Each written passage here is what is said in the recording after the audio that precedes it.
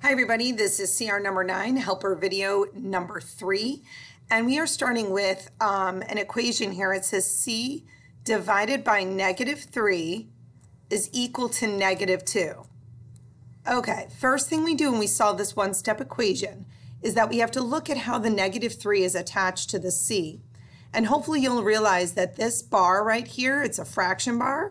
It actually means division. So in order to undo division, we have to do the opposite, which is multiplication.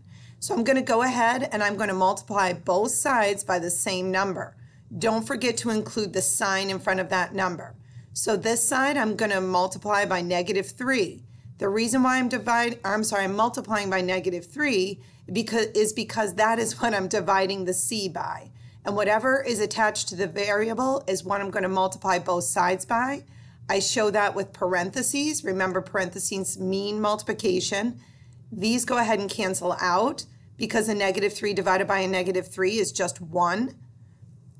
Because if I go like this, remember, this is on the top, this is on the bottom, so they're going to cancel each other out. And I'm left with C.